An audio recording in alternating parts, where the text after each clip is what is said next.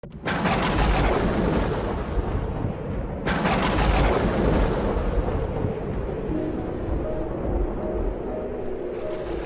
Seigneur soit avec vous. Et avec votre esprit. Évangile de Jésus-Christ selon saint Matthieu. Gloire à toi, Seigneur. En ce temps-là, laissant les foules, Jésus vint à la maison. Ses disciples s'approchèrent et lui dirent: « Explique-nous clairement la parole délivrée dans le champ. » Il leur répondit: « Celui qui sème le bon grain, c'est le Fils de l'homme. Le champ, c'est le monde. Le bon grain, ce sont les fils du royaume. L'ivraie, ce sont les fils du mauvais. L'ennemi qui l'a semé, c'est le diable. La moisson, c'est la fin du monde. Les moissonneurs, ce sont les anges.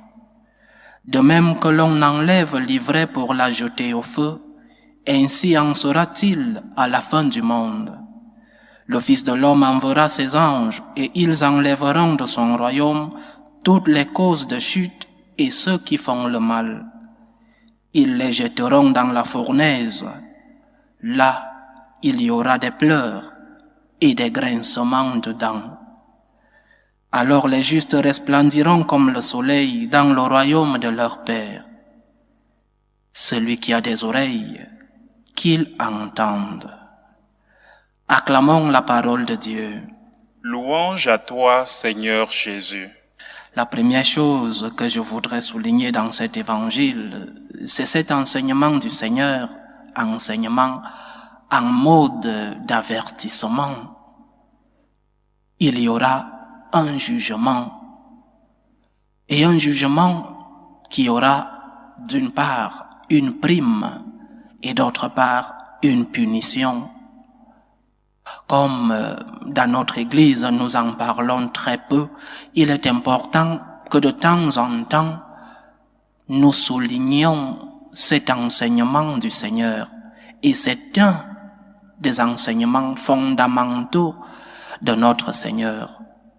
Il y a vie éternelle, mais dans cette vie éternelle, il y a d'un côté le paradis pour ceux-là qui auront choisi de suivre le Seigneur, et de l'autre côté, il y aura l'enfer. Il est approprié d'en parler aujourd'hui. Ce n'est pas que ce soit la principale motivation de notre agir.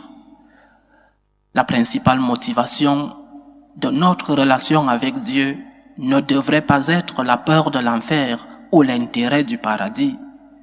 Notre principale motivation devrait être l'amour pour Dieu, la gratitude envers Dieu. L'amour pour celui-là qui nous a aimés en premier, qui nous a sauvés, qui a payé par son sang pour notre rédemption.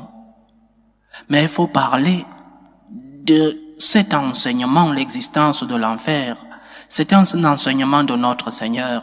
Il parle aujourd'hui qu'il y aura des pleurs et des grincements de dents. Il y a vie éternelle, il y a un jugement, il y aura prime, il y aura punition. Et malheur à toi, si sachant cela, tu n'es pas préparé. Parce qu'il y aura des pleurs et des grincements de dents. Ce sont les paroles du Seigneur. Ce n'est pas ce courant actuel de notre Église qui parle du bonisme, où Dieu est si bon que personne ne va en enfer. Et si l'enfer existe, il est vide. Le Seigneur parle justement de l'existence de cette réalité de la vie éternelle. Mais ce n'est pas cela le principal message de l'évangile d'aujourd'hui. Le message, je crois, est la patience divine.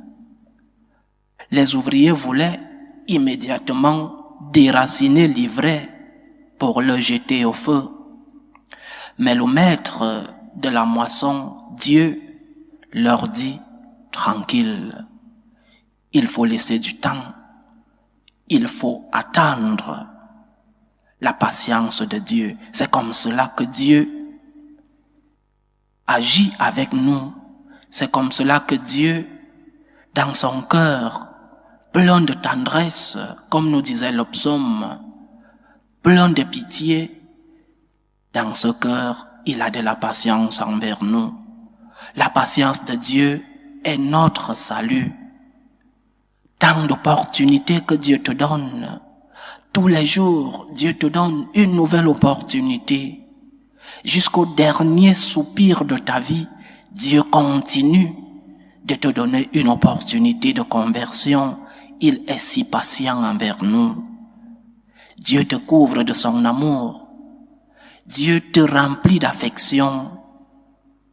Dieu, qui est tendresse et pitié, veut convertir ton cœur de pierre en un cœur de chair. Il est patient envers toi. Il est miséricordieux.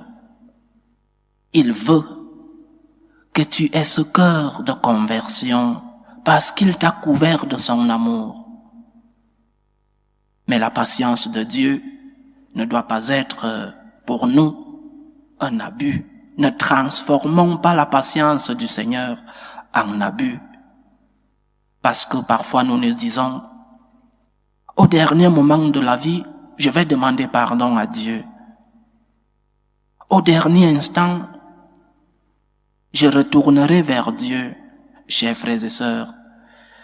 Comme Dieu est si bon, si patient, si miséricordieux, nous nous disons, je me convertirai au dernier moment de ma vie. Et si ce dernier moment c'était maintenant?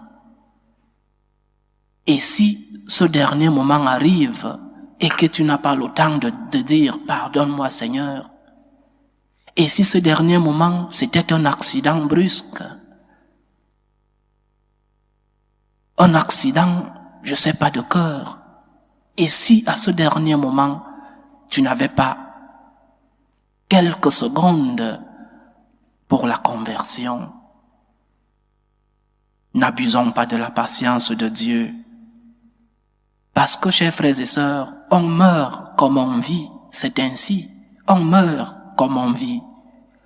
Si tu as été avec Dieu pendant ta vie, tu mourras avec Dieu. Mais si tu as tourné le dos à Dieu, faisant du mal à Dieu et au prochain, un miracle peut se produire. Les miracles existent, mais normalement, on meurt comme on a vécu. Si tu n'as pas été avec Dieu pendant ta vie, tu ne mourras pas avec Dieu. N'abusons pas de la patience de celui-là qui a été si bon envers nous, si miséricordieux. N'abusons pas de la patience de celui-là qui est plein de tendresse, de miséricorde, de pitié. N'abusons pas de sa patience. Préparons-nous pour que quand arrive le jour où nous laisserons cette terre, quand arrivera notre dernier instant, que nous ne disions pas, que nous n'étions pas au courant qu'il existe une autre vie après celle-ci. Demandons au Seigneur un cœur de conversion permanente, un cœur qui accepte les opportunités que nous donne le Seigneur chaque jour. Demandons-lui un cœur de conversion, un cœur comme son cœur, plein de tendresse aussi, un cœur qui accepte la miséricorde de Dieu. Demandons-lui, chers frères et sœurs, très humblement, qu'il puisse nous donner un cœur qui accepte la conversion. Loué soit Jésus-Christ. À jamais.